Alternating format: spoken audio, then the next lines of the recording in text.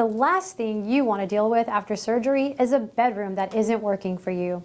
We're breaking down the 5 essential moves you need to make right now to turn your space into the perfect recovery suite. Welcome to My Cold Therapy. Today, we're sharing 5 essential things that you need to move into your bedroom before knee surgery to maximize your comfort and mobility from day one. This guide is part of our comprehensive knee recovery series designed to help you navigate everything from pre-op prep to getting back on your feet. If you find these tips helpful, hit that like button and subscribe. What's the one thing you're most concerned about for your home recovery?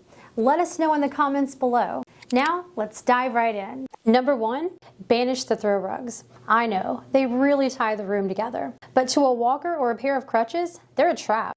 Even a tiny lip on a rug can catch the toe of your walker and send you off balance. Don't just be careful. Roll them up, move them out, and put them in a closet until you're cleared to walk without an assistive device. Number 2, the Goldilocks bed height. If your bed is too low, getting up feels like a deep squat, which is the last thing you want to do with a new knee. If it's too high, you're dangling your legs and putting pressure on the back of the joint. Pro tip, sit on your bed. Your hips should be slightly higher than your knees and your feet should be flat on the floor. If it's too low, look into getting a firm foam topper or maybe some bed risers to get that extra inch of safety. Number 3, command center prep. Your nightstand is no longer for decor. It is your medical command center. So clear the clutter. You need a dedicated spot for your hydration, your medication log, and a long phone charging cable.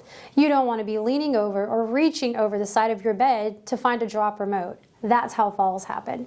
Pro tip, keeping a small notebook on the nightstand to track when you took your medication last is a lifesaver when you're feeling a bit foggy after surgery. Number 4, the runway. Clear a runway from your bed to the bathroom. This path needs to be wide enough for a walker with room to spare. So move those laundry baskets, the decorative ottoman, and especially those charging cords. If you have to zigzag to get to the bathroom, your room isn't ready yet. Number 5, the 2 a.m. light. Post-surgery meds and fluids mean you'll be getting up in the middle of the night. Fumbling for a lamp switch in the dark is dangerous. Install motion sensor nightlights along your path. They're inexpensive and they take the guesswork out of those midnight trips to the bathroom.